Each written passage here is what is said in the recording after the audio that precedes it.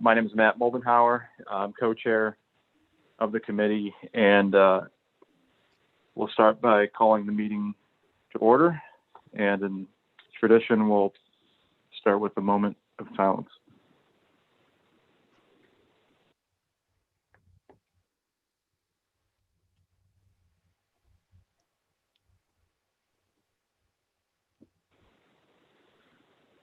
Okay, thank you.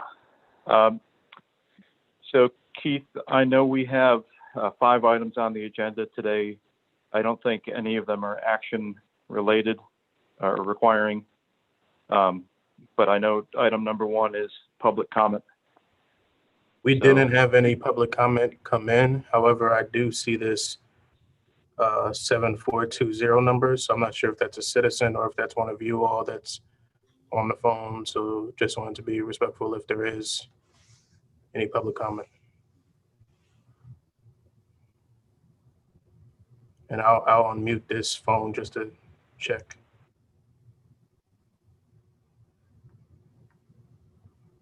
This 7420 number.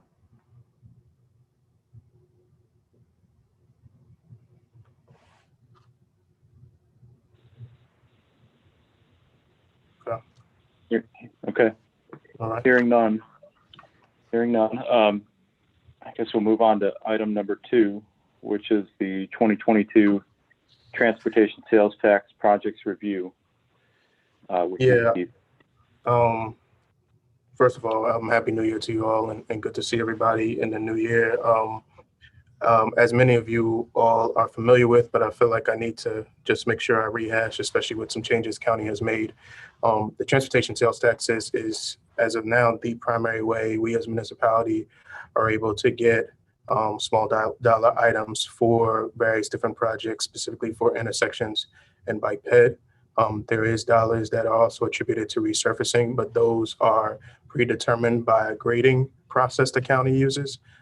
In my first year, we were still able to submit streets for them to evaluate, but now they do their own grading system. So we do no longer submit in streets. I do sometimes check in on certain streets that I do feel need to be prioritized. Rosemont is an example. It's currently being resurfaced this last week into this week. But really primarily the projects we submit are with intersection projects and bike ped projects.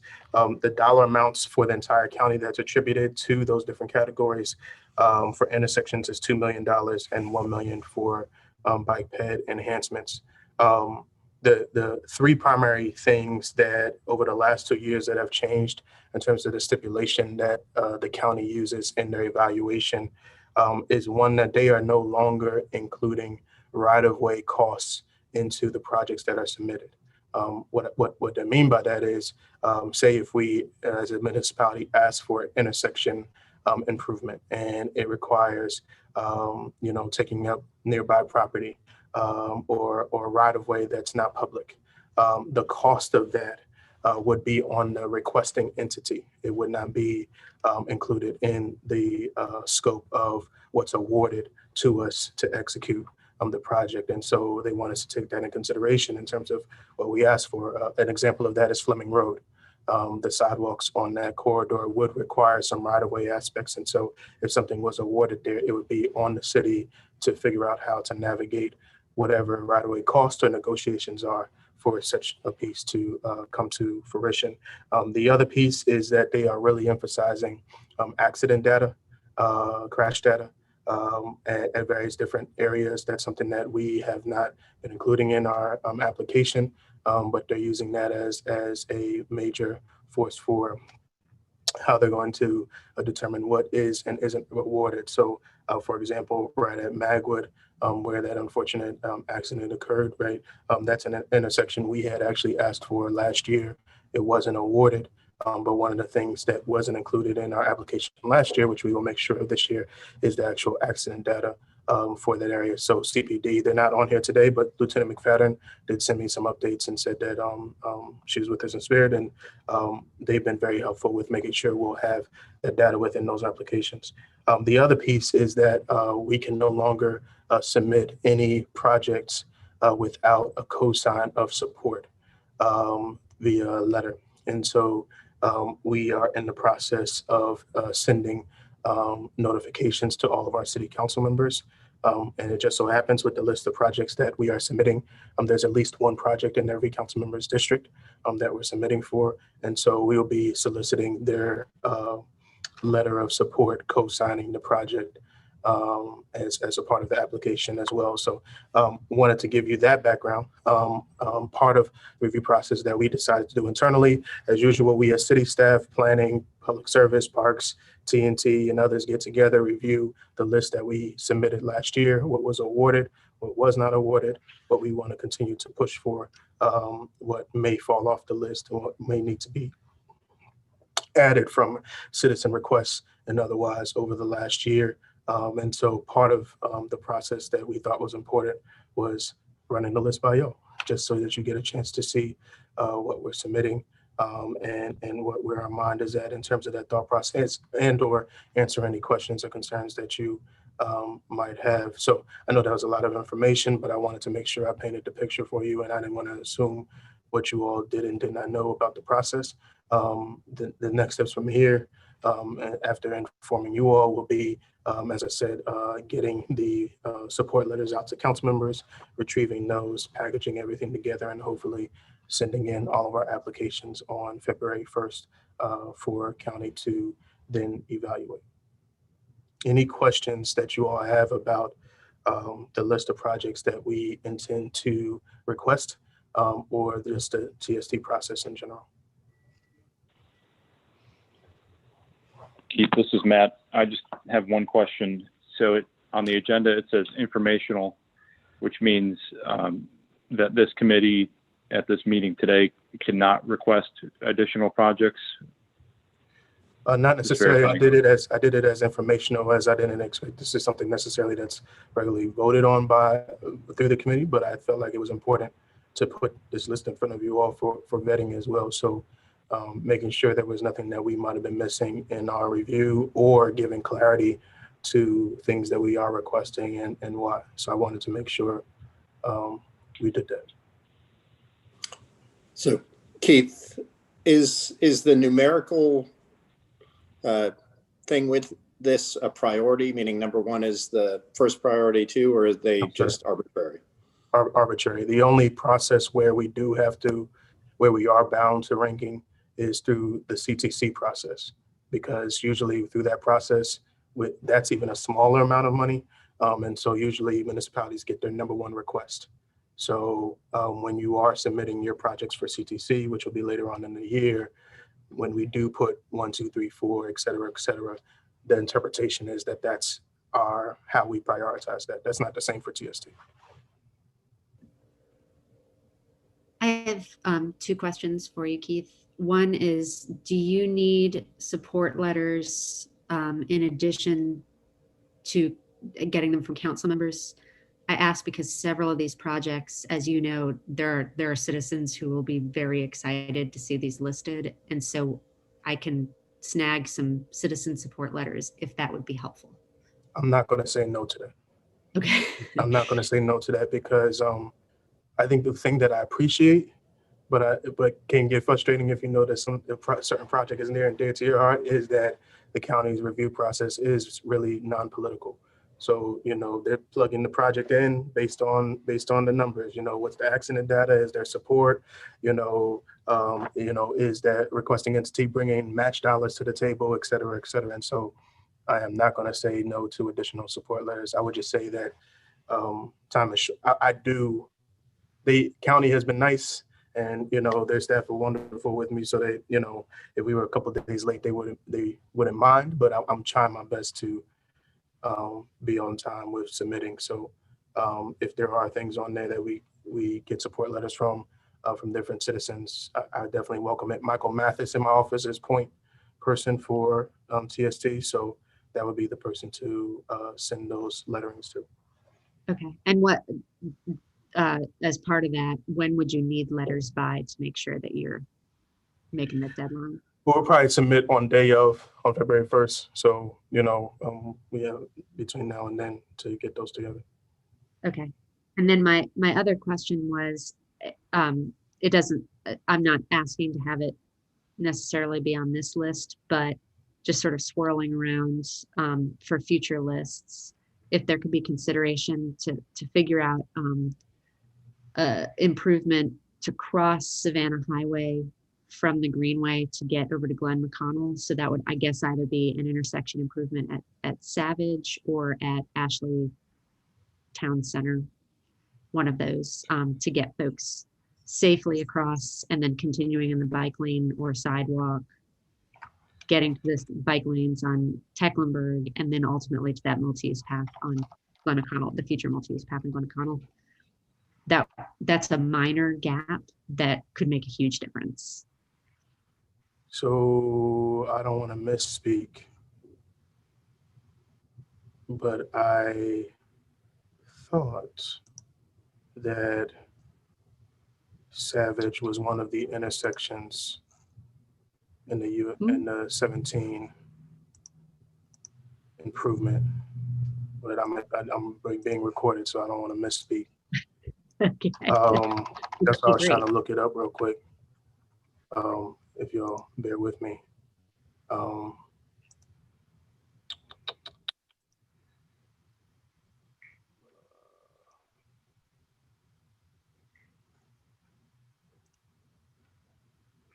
Yeah, so this is old, but it's still referenced in terms of, and I haven't been told what exactly improvements are going to be there, but this is on county's website. But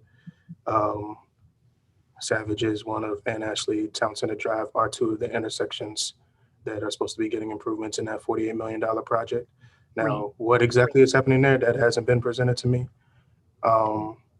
But Debbie probably has that. I will double check one other thing. And I'll be sending this out soon. They just sent this to us, but county gave us just a breakdown of some of the updates on some of their projects. And again, I'll be sending this out to council, and we'll send this out to you all as reference as well. Bear with me. I just want to be accurate.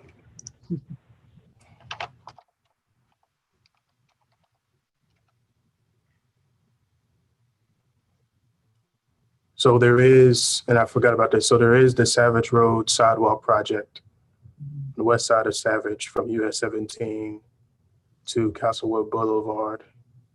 And then from Castlewood intersection to Henry Tecklenburg Drive.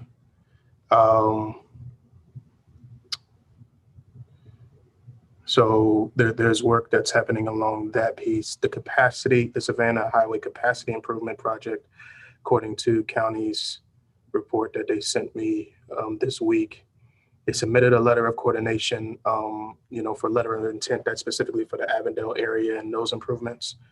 They're going to try to figure out what that path forward is on that specific thing in late February, but I can double check with them about the overall project and what that looks like from there. Cool. But great. Both of those intersections you mentioned are included in the scope of the US 17 corridor project. What we did try to do, not to belabor, but what we did try to do, we thought we've gotten success with getting funding for improvements right at the Greenway and intersecting with various different roads. And because in the Ashley River Bridge project, we have WAPU in the Greenway, which was a part of that funding. We thought it made sense to ask about other different locations that a raised crosswalk or a speed table or other RFFBs could be applicable there. So Great. I saw a couple other hands. I just want to make sure I'm answering questions.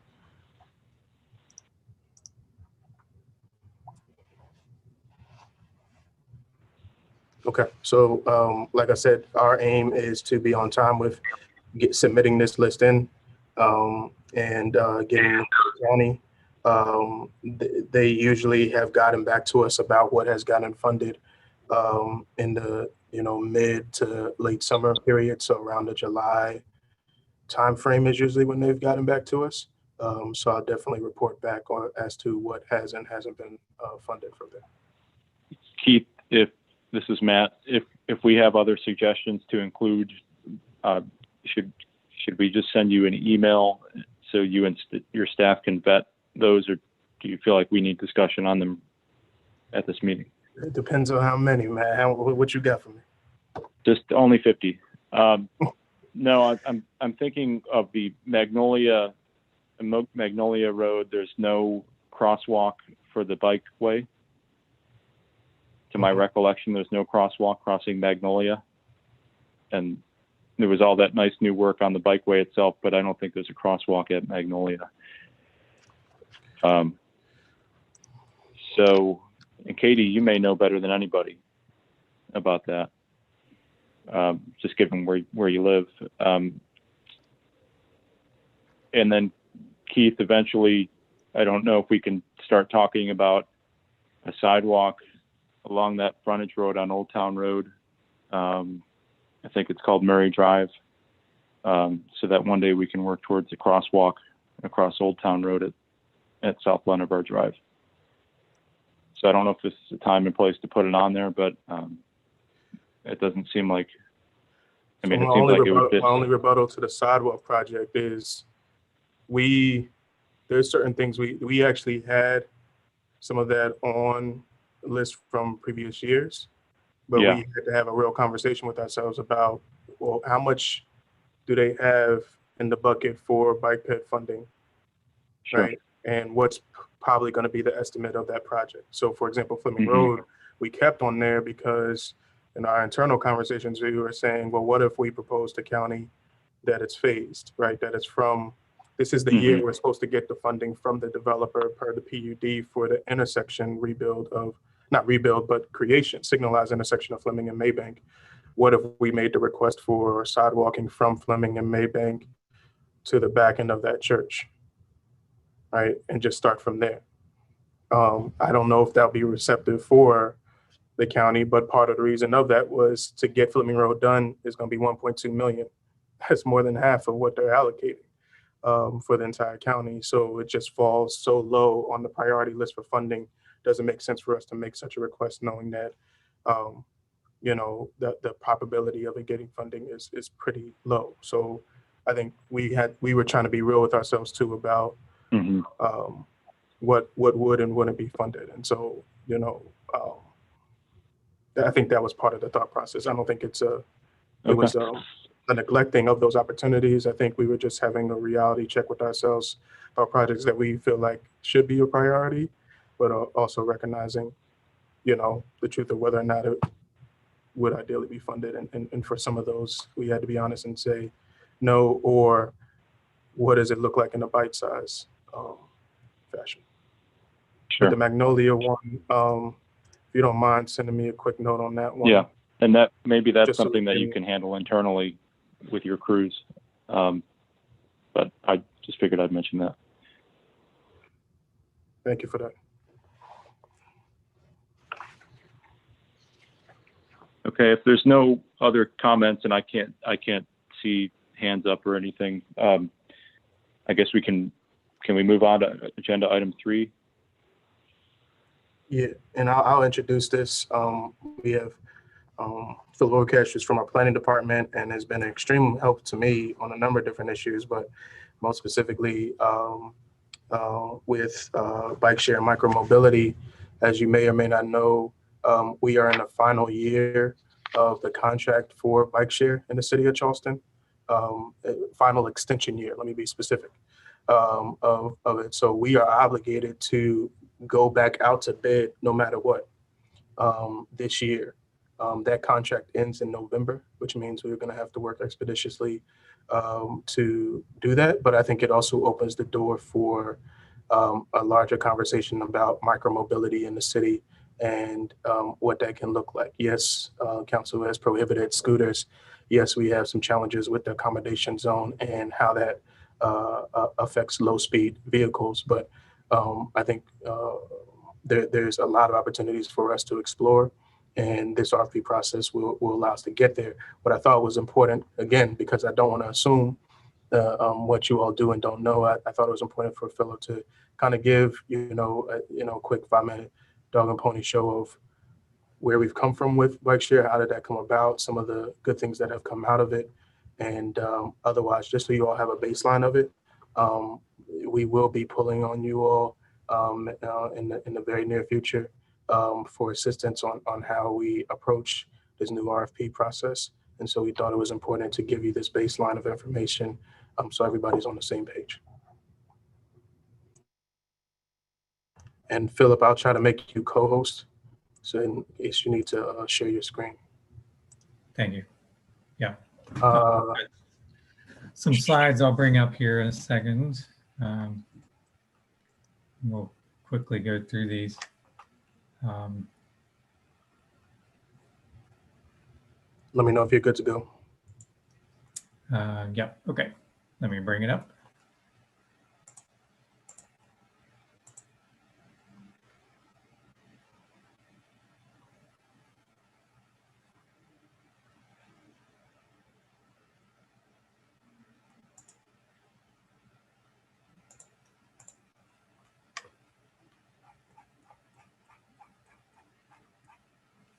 Okay, is everybody seeing my screen?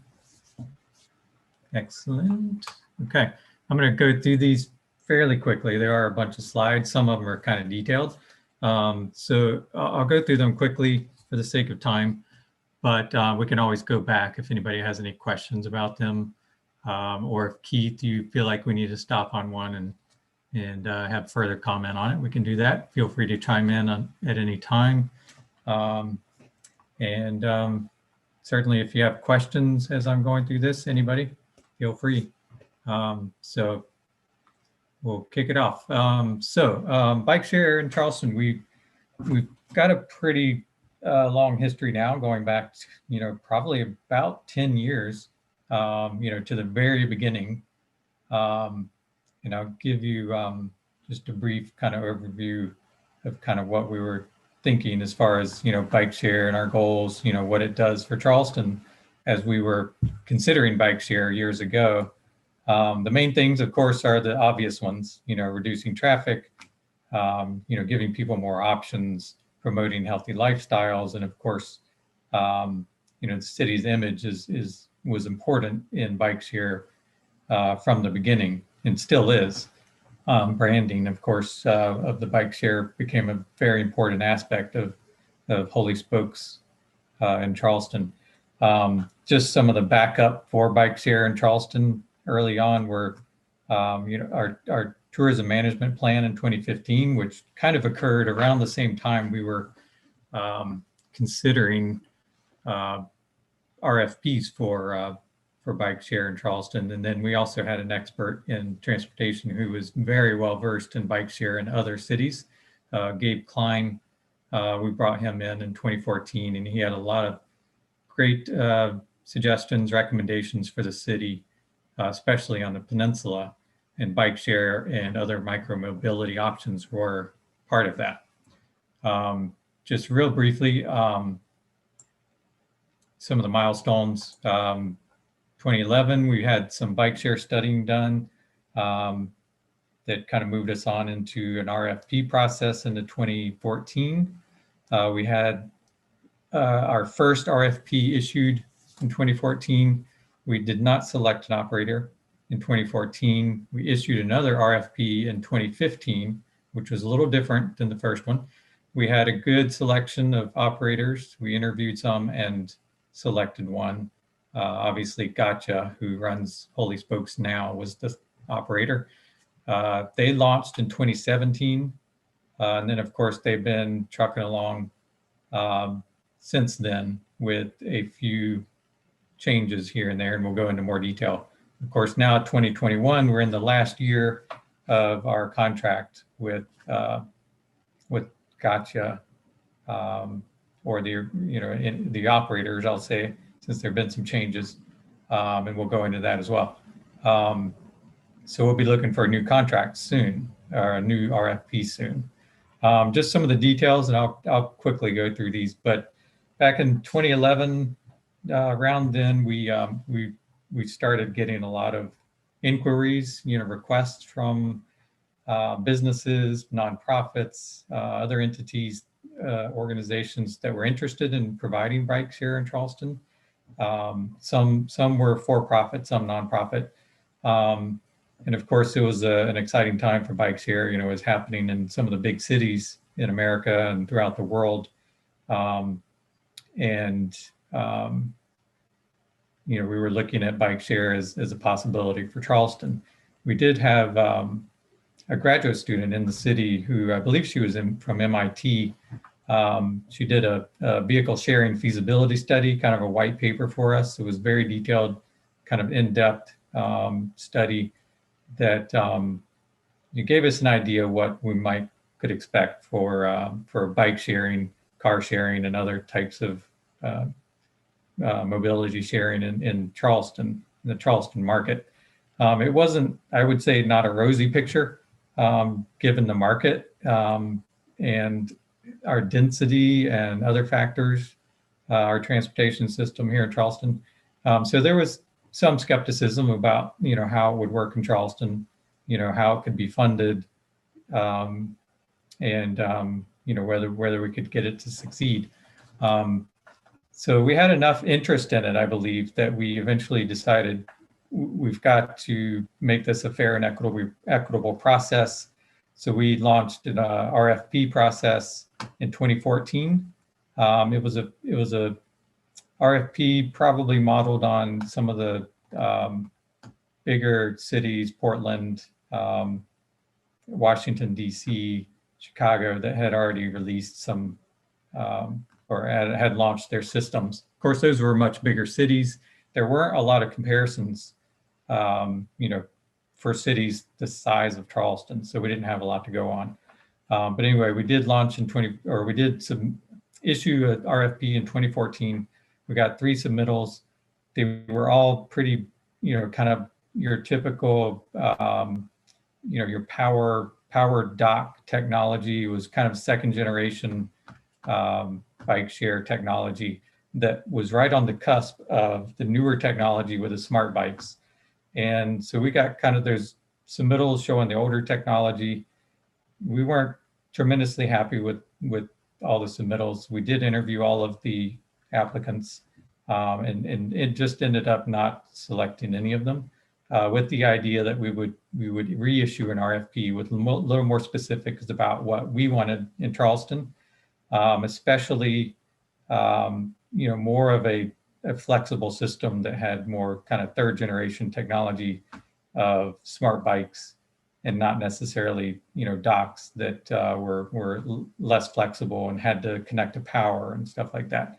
So anyway, we did relaunch an RFP in 2015. We did get 6 submittals. There were most of them were pretty good. I think what separated the one that we ultimately selected, which was Gotcha, was the that they were a local company that scored a lot of points among council members, staff, business folks. I think you know, that was a big sell. The flexibility of their system, which was the smart bikes, it was SOBI technology, their locking and app system on the bikes. And their hubs, you know, were just basically bike racks with signage that allowed you to put them in more places than you might with the older technology.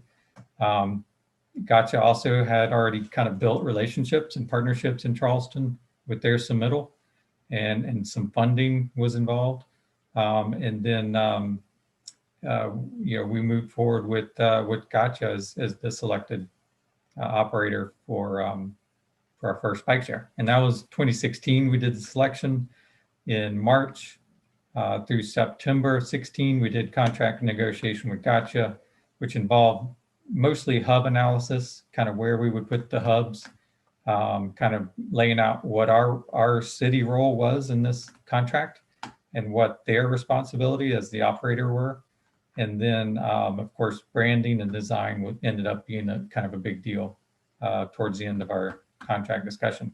Then towards the end of, 2016, we ended up going to council and subcommittees of council for approval, and ended up doing a little bit more work with the branding and design of the hubs and design of the bikes and branding of the bikes. on into April of 2017, which led us finally to launch the system in May of 2017. Some of the basics of the contract that we ended up agreeing to with Gotcha were that this was a private operation. It was privately owned and privately funded, or at least funded through the company, in where who they partnered with for funding, also mattered. And in this case, it was MUSC who provided much of that initial funding for getting bike share off the ground in Charleston. So some of the aspects of the agreement with Gotcha, some of the more important aspects were that it was, first of all, a 3-year agreement. Of course, those 3 years ended in 2020 or 2019. And we did a 1-year extension in November 2019, did a second 1-year extension last November. And then we, in the contract, also made it such that Gotcha was responsible, for basically the entire operation. Now, the city did help in selection of right-of-way, process of putting hubs in the rights of way, which ended up being a pretty big task given, Charleston's constraints, especially in the historic district. And of course, we wanted to make it clear that the city was not liable in any way for the program. There wasn't money exchanged between the city and Gotcha, coming or going. And then, of course, the Gotcha used their partnerships for funding and, of course, user fees, membership fees for operation of the system. So I'm going to go through some of the hub selection real fast. I just wanted to give you an idea of kind of what it took to get us to the point we could launch, because the hub site selection was a pretty trying process. So anyway, we had some basic criteria we wanted to look at. Of course, we needed flexibility. And we knew that the locations would have to be in a mix of rights of way, public property, parks, streets, sidewalks, and private property in some cases, and other state or government-owned properties such as MUSC and College of Charleston. All of the locations had to be, or at least the ones on public property, had to be approved by Public Service Department, Director of Traffic Transportation Department, and the city's design review committee. And that's an internal city board that looks at design of basically anything that goes in on public property, including streets. We did use NACTO standards just kind of as a basis for jumping off on criteria for selecting our sites. And we started going in depth into locations that we felt were necessary, would kind of fuel demand for the bike share.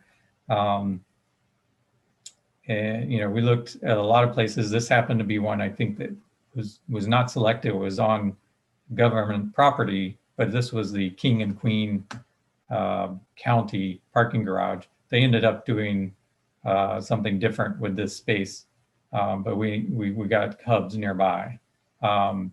We looked at a lot of locations throughout Charleston. It was difficult because there just aren't a lot of space. There isn't a lot of space on the streets in the rights of way in Charleston. So many of them we did end up putting in parks and other spaces that were publicly owned. There were a few privately owned ones as well. So this is just a list of some of the criteria we were basing our analysis on. Of course, proximity was a big one. Proximity to destinations, proximity to transit, and other things. And then, of course, density we looked at. We also, this is just an example of our score sheet we used to kind of do some GIS analysis for rating all of the places that we were looking at. We did some pretty heavy analysis with census data, just looking at where people were, what kind of demographics we were seeing on the peninsula, which was, of course, where the system was going to start. We looked at income levels of neighborhoods, and of course, bike commute statistics for census block groups weighed in as well. Not as big a factor as kind of proximity to destinations. Of course, we also needed to spread the hubs out as much as we could.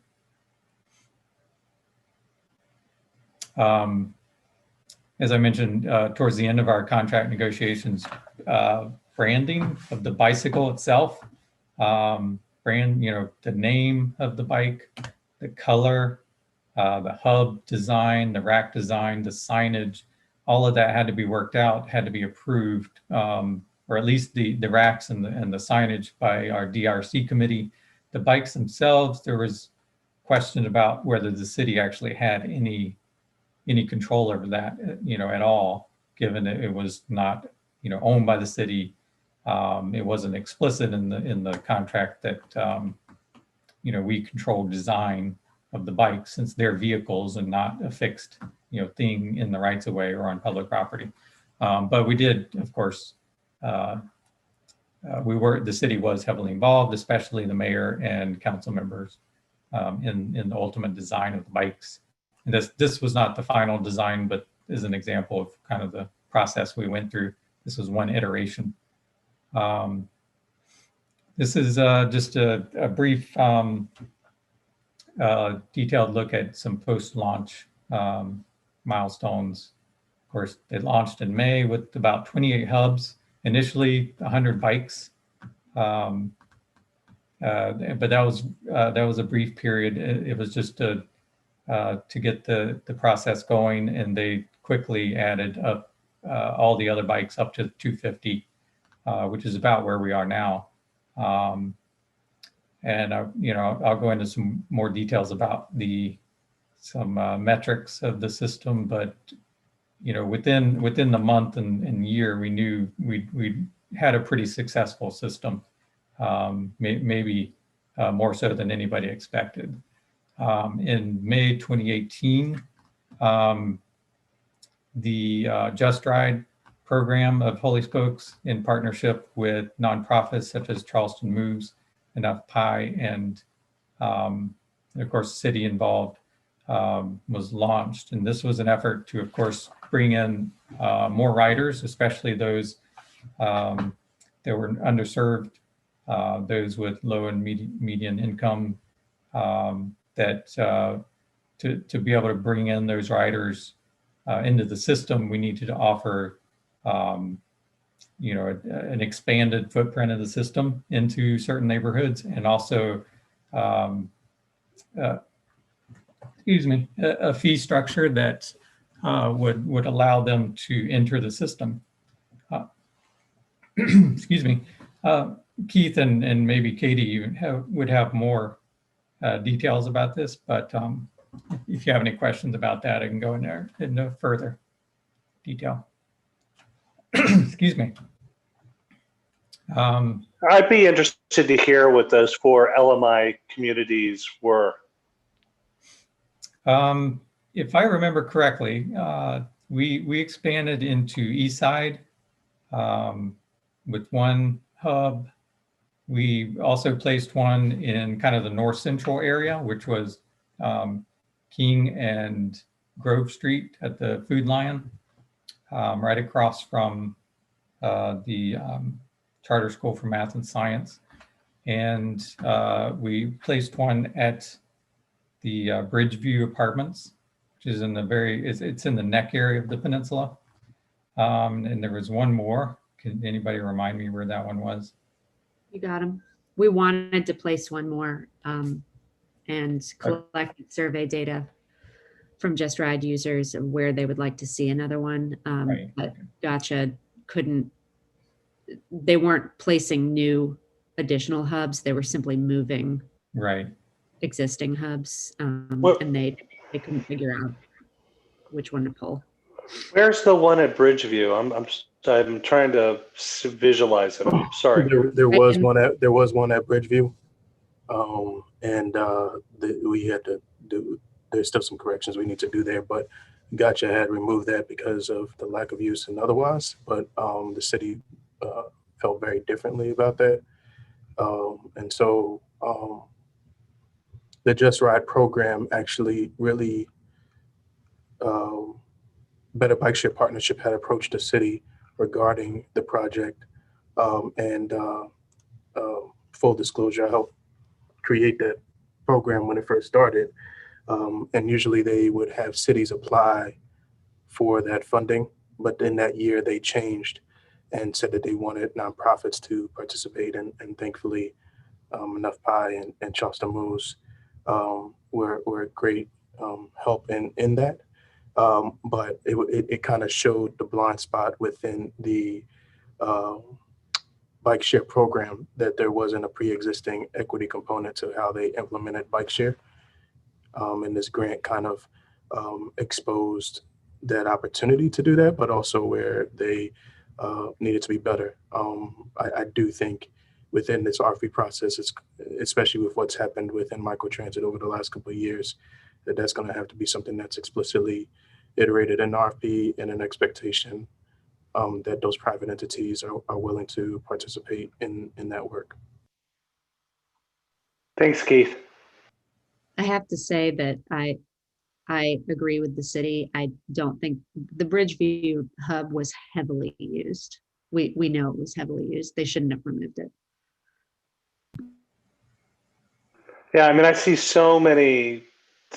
I mean, where I think about where I see the most cyclist of necessity, it seems to be really in Bridgeview, that whole Morrison area, sort of headed towards Royal American, and everything sort of north of Mount Pleasant Street. I mean, I see just huge density of cyclists of necessity, and also sort of going down to the food line. Thanks. Yeah, and Phil, I know you have more. Maybe we give you a few more minutes, a couple more minutes, and we get into the question piece, because I think you bring up one of the things, Steve, that I think is going to be important for us, is that, you know, there was a heavy lift to get this bike share introduced. It was different, it was change, and there was some resistance. But I think in true fashion, show and tell spoke loudly of what's more than possible. And but it also showed where there were some gaps. And I think we, as the city, want to make sure that in approaching what microtransit looks like moving forward, that those gaps are explicitly iterated in the type of partnerships that would come, you know, to the city. So. Yeah, I'll briefly go through some of these other slides, and we'll get to some questions at the end. Yeah, so basically, you know, there had been some changes in the ownership and leadership of the bike share system, the operators of the system. Excuse me.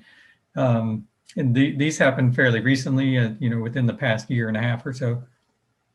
And we can go into more detail if you like, but I'll just try to get through these fairly quickly. We did have, you know, a major change to Gotcha. In fact, Gotcha is now no longer Gotcha. They had been, but I think now they're Bolt Mobility. Of course, this is happening at a time when we're in the last year of the contract with Gotcha.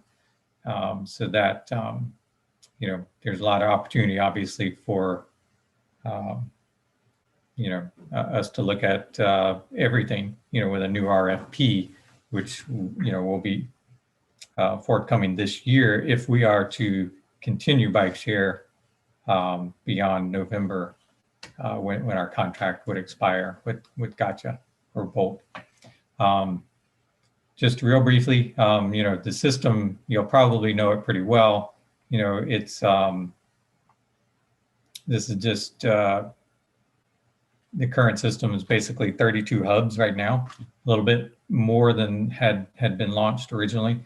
But as mentioned, anytime there's a new hub been placed, it's been more like it was divided rather than a new hub. It simply was moving some of the bikes around, and the flexibility of the system allowed Gotcha to be able to do this, which was a good thing. It could put things in areas that we needed them and maybe remove them from areas we didn't. Essentially, they offered memberships at the daily, 3-day, monthly, annual memberships like most systems would. And of course, as you know, MUSC is kind of the primary partner, and funding partner of the system. And this was a partnership made between Gotcha and MUSC, although the city, I think, and city leadership were involved in discussions with MUSC originally. This is just something I found interesting. The first month of the system, we just pulled some numbers for comparison in Charleston. Based on our population and the size of our system, we ended up having many more trips and miles than most other systems, even some of the bigger city systems in their first months. And we felt confident moving forward that first month that the system would be successful. These are some hub stats, and this is something that we can pull directly from the system, the back-end sort of access to the SOBI website, which has a lot of stats, a lot of system stats, including hubs, bikes, trips, membership stats that we might be interested in. Just a note that consistently over the years, the Fishburne lot hub over by it's MUSC's parking lot near the Riverdog Stadium has consistently been the highest kind of totals in and out as far as kind of the demand. The second highest has typically been Customs House. It's a pretty large hub, obviously in the thick of historic district and kind of a major tourism area. So there's a lot of visitor use there. But just wanted to give you all an example of what we can pull from hub stats, some what's occurring at these stations. Just an example of the SOBI system. This is their website, some screenshots. That's the kind of the computer and a similar app on your phone. This is a screenshot from something we can get from the back end of the website. This is sort of a heat map. In this case, I think it was over a couple of weeks use. As you can see, the trips, are all over the peninsula of Charleston, which is obviously, what was intended, but there are also some trips across the bridge. There's some quirks in the system that show some water trips, which, some of them may actually have taken the water taxi over. That may be what this is, but we've also seen some weird system quirks that put bikes out in the bay or, in the harbor or in the river, that sorts of thing. Anyway, just to give you an idea of some of the statistics of the program, after year one, they had 9,000 active members, 4 million calories burned. Just a note, I think we were aiming for 1,000 calories burned, from users in the first year, or I'm sorry, not 1,000, 1 million in the first year. And we ended up quadrupling that number in the first year. They also provide some other statistics, money saved, versus owning a vehicle or a car. The unique trips in the system ended up being about 50,000 in the first year. The total miles almost 500,000. And then of course you can see year 3 continuing to go up, and then all time up till today, the system has recorded 185,000 unique trips, currently has 22,000 active members. Maybe not all of them that active, but at least is a good sign that there's active membership, keeps on growing. And of course, the total miles have been logged about almost 500,000 as well, in about 3.5 to 4 years, I guess.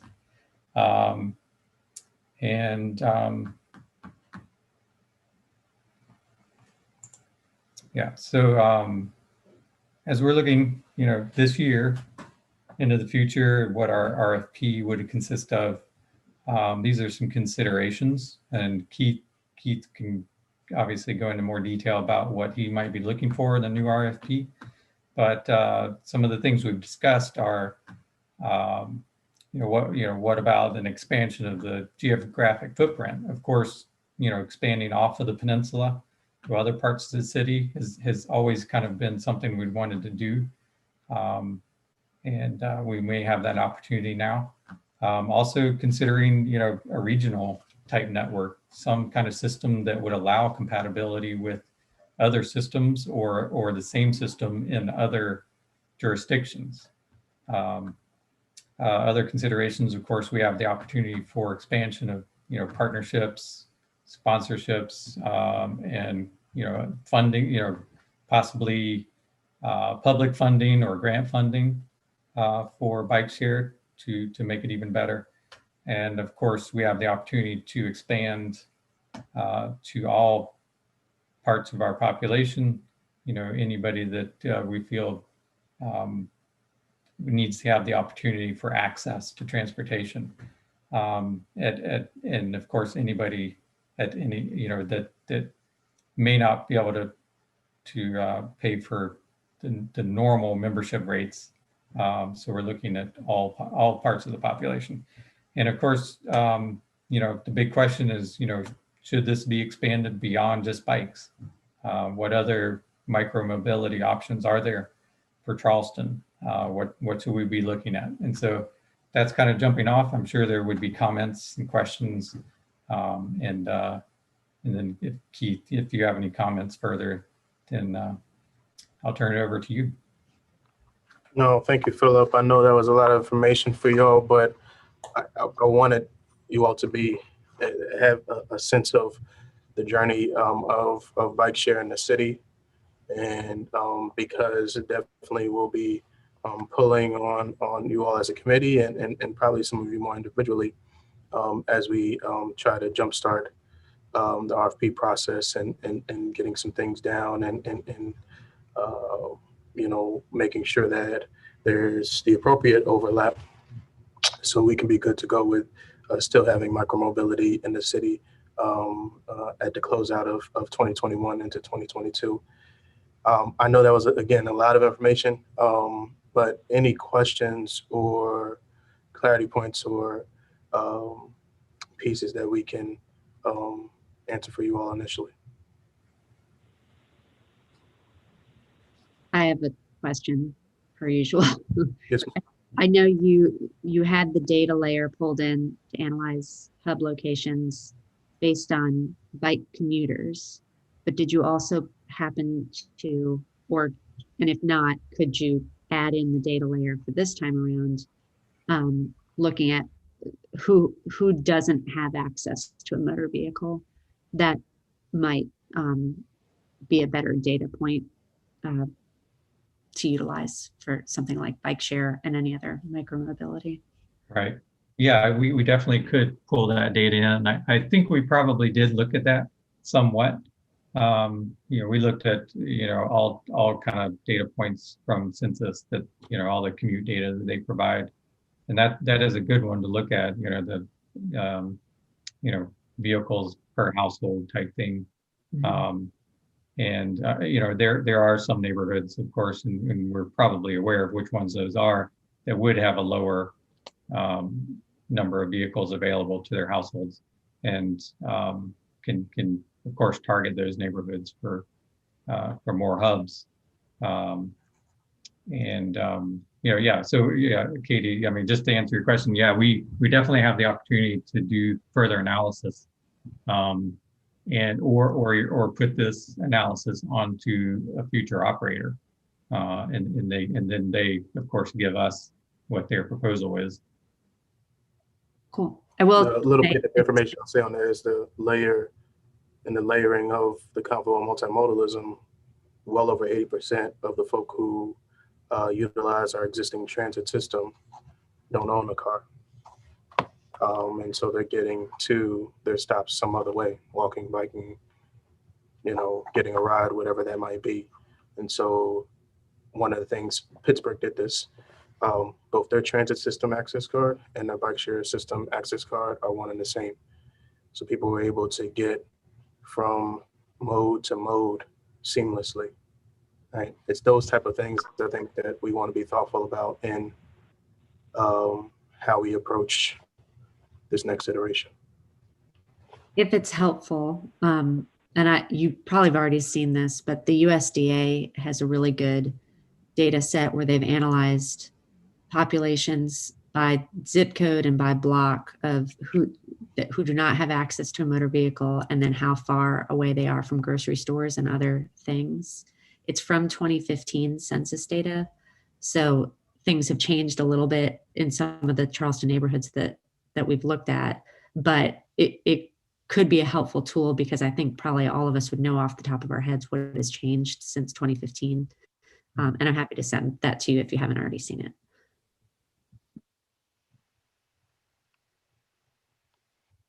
Feel free to send, because there's definitely city staff. There's some city staff that have not seen that information. So yeah, I think my question was on technology, customer service. What's changed since 2015, 16? Because this is potentially a new generation of bikes that could be part of the next, iteration of this. So I'd be curious to know what that is. And what were the complaints, or what can we do to make the use of it easier, make it more seamless? Like the idea of the whole that you mentioned with Pittsburgh, that's wonderful. We could use a same card for a bus as you use for a bike. But is there anything else also that could be made? That would be what I would be looking at if I was reviewing an RFP. Is how do we get who's proposing the most high quality ease of use? yeah, so to simply answer your question, everything has changed. Within what's even the idea that you've transitioned from just saying, how can we get bike share in our city, to micro transit, just even in language. But just kind of going down this list that Philip has on here, we were essentially focused on the downtown area. But because of all the things that are coming up regarding bike ped, because of usage rates and otherwise, even in some of the data that Gotcha was keeping about traveling, a lot of folk who were making that trip over to West Ashley, despite how hard it may be to get over there, right? And otherwise utilizing usage of the bike, the greenway and the bikeway regularly with it as well. So Daniel Island has been asking for it for some time as well. So what does bike share look like in that regard? And a part of that conversation that some cities have looked at is what does monetizing of the curb look like, right? So some cities have actually stipulated a cost per unit that's used for their for what's introduced for it.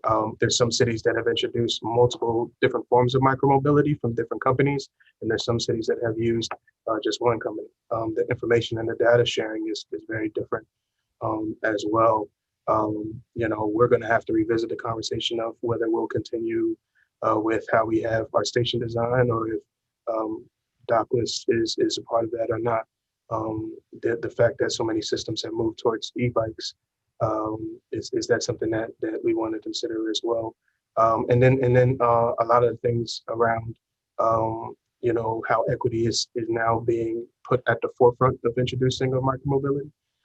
is something that I want to explore as well.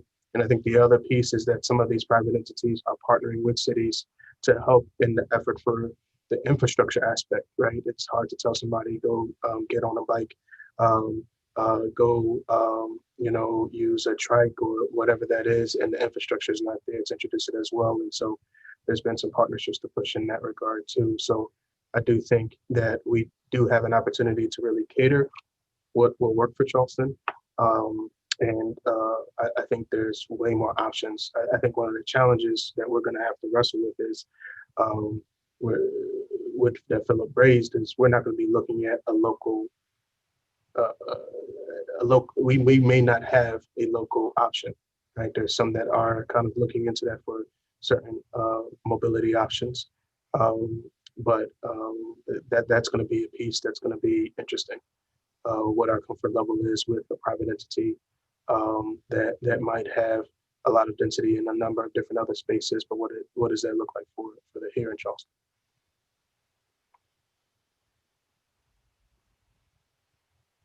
Any other questions? Okay, more to come on this, but just wanted to make sure we gave y'all that helping of information. They're happy to take questions offline or things that might come to mind from there as we go into this process, and we'll be sure to keep you all well informed about progress on this. Thanks, Philip. Really appreciate that. Appreciate everybody's questions and the city's effort in moving that forward. Keith, I know agenda item 4 is committee membership appointments and partnerships. I'm wondering if, in the interest of time and the fact that council members Brady and Seekings aren't present, is this something that the committee should consider deferring or addressing now? And do we need a motion to table it? I do think so. I will say I will, depending on how the committee, I'll let the committee decide first.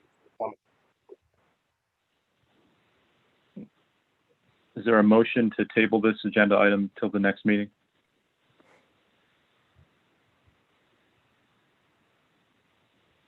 I make a motion that we should table this till the next meeting. Any seconds? Aye. Okay, thank you. Hearing that, we'll table that until the next meeting when more people are present, including council members. Keith, agenda item number 5 is the director's update. Yeah, I'll say one small piece about 4 is that there are some of you who I would like to make sure we get reappointed. And we do have 2 vacancies. Gervais, you've been awesome being on the committee. You represent one of those neighborhood representatives. There is another vacancy for an additional person that's coming from specifically representing our neighborhoods. And there's also a vacancy for somebody who represents communities of special needs. Would love to have those represented. And I also would prefer to bring, if those individuals exist, which they do, but if those individuals are up for serving on the committee, would like to bring both those individuals and reappointments simultaneously. I prefer to do that versus piecemealing that. So would definitely love to do that in February. We do plan to have a TNT meeting in the first week of February. I believe that meeting is February 6th. I'm not going to get set the first meeting in February, but if there are individuals that fit those 2 vacancy spaces, would love to be able to engage them. Please holler at me offline so we can move that forward, and I'd love to package that together. So I did want to make that piece clear. The other things about coordination with other committees, vice chair, chairs, and otherwise, I'll table that until the next meeting, but I did want to get that small piece out. Really quick updates because some of you have been involved in these. One is Project 700 Crosswalks. Again, this is a partnership with SCDOT to improve signalized intersections for pedestrian safety that the city started with a pilot of and now has effectively addressed about 142 locations in the Tri-County area. We have additional intersections that we've asked for, including some that you all have asked us to ask for to do. Again, the way this partnership works, the city pays for, my department pays for the signal plans for the intersection, and then the state DOT pays for the rest of the basic safety infrastructure, that's crosswalks, ADA compliance, and pedestrian signals. That's really what the three pockets it's primarily coming to. So these are the intersections that are coming up to be addressed that fit into that scheme. Rutledge at Cleveland, coming at Vanderhorst, coming at Radcliffe, coming at Morris. And then these two are slightly outside of that work, but we pocket them together. Courtney at Dowdy, which is a combination with some county support, and then Rutledge at Vanderhorst as well. So wanted to make sure you had those. We basically have received the construction plans from the firm, and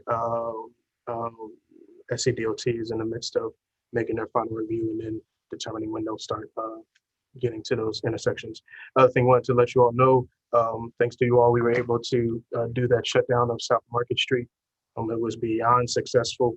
Wanted to just give you quickly the numbers from August 15th, 2020 until Christmas Day, from 9 to 5. Throughout that entire of time, there was approximately between 142,000 and 155,000 pedestrians and cyclists that traveled through that area that were counted on that. And so just the highest month was October, where between about 51 and 56,000 counted. So definitely thank you all for pushing for that. Would love to see how we can make that happen in a number of different other spaces. I will say the key with South Market was the support of both the brick and mortar and the market vendors and allowing that. So the business community support is really what moves a lot of the boulders out of the way for that to happen. But just wanted to make sure I gave you that update. The other great update is regarding our People Pedal plan and Brigade Street. Brigade Street construction is starting on January 25th. As a reminder, this will be the first protected bike infrastructure in the city's history, connecting from Bridging Neighborhood all the way to the Low Line. I'm really excited about this project. It was a lot of work and dollars that the city is putting into it in combination with SCDOT and their resurfacing project. What we've negotiated is that the city has done all the planning, the community outreach, and all those pieces. SCDOT has taken those plans and incorporated it into their resurfacing. So SCDOT is doing the entire project on our behalf. So it's definitely been a partnership to get those done. So protected bike lanes with buffers, rapid beacon flashes with concrete bulb outs at Meeting and Brigade Street, and otherwise in full paving of through the intersection of the entire area, even a little bit of drainage work as well. So glad about that project moving forward and taking plan and making that into reality from there. There was a couple of updates that CPD wanted to speak about, but I'll defer those until they come back to the next meeting, but just wanted to give you all those quick updates. Any questions on those or other things that I need to be paying attention to? I just want to say thank you, Keith, as someone who's self-interested and will use the brigade protected lanes. Really grateful. It'll have a real impact for everybody who lives over there. I'm hoping it sets a precedence too. I think, I'm unapologetic about showing my cards in that regard. I see, what happened in Myrtle Beach, and also what we're trying to do is setting some precedents in terms of what that looks like with the state DOT. So hopefully it's just the beginning. Well, in South Carolina, the odds are stacked against us, but you're doing a great job, and city staff are doing a great job, as are the advocacy groups like Charleston Moves. So I guess if there's no other questions, I appreciate everybody's time today. Are there other questions before we adjourn? Comments? One other piece, I apologize, Matt. One other piece. Katie, if you don't mind giving me a call after this regarding Sanders Road, please. You got it. Thank you. Okay, do we have a motion to adjourn? I make a motion, we adjourn. Gervais, were you trying to say something? Well, I just had one quick question. A while ago, like a couple, maybe a year or two ago, there was talk of having a dedicated bike lane under the overpass along UG Street headed toward East Bay meeting. And I don't know, I mean, there's like a lot of construction going on there. Is there anything, I don't know if it's still going to be able to do that or because I'm Yes, I trying to can- get from here to the MLK pool and it's just, you can't go any other way but through there and it's just really scary. So the work that's happening there is unfortunately not bike ped. It's actually CWS who moves as they see fit through our streets sometimes. Oh, But I know that's what that. I is not thought, working. yeah. But I the know, Huge I Street thought project it- the Huge Street project is still a real project. Mhm. Currently, it's a capital project that's being planned out. That project sits within the Parks Division as a capital project that's being executed. So I can double check with them about updates on timeline. The original design was to go along Hugie all the way through East Bay. That project essentially has been cut in half because of funding pieces. So the first $1 million of that is supposed to go to the first portion of Hugie.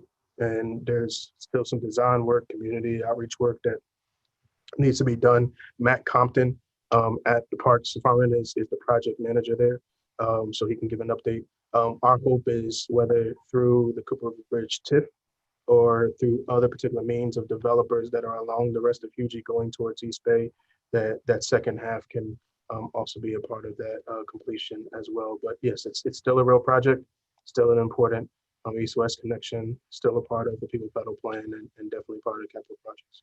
Great. Well, maybe I'll start barking up that tree. Awesome. Thank No you. problem. Thanks a lot. And I think Katie just put Matt's email in the chat. Thanks, Gervais. Thanks, Katie. Thanks, Steve. We had a motion to adjourn. Do we have a second? Oh, I'll say one thing. I saw another parklet too, and that Oh, made me boy. very excited. And then I'll do the second motion. Okay. So second there. Yep. Okay. Thank you. Thanks, everyone. Great meeting. We are adjourned at this point.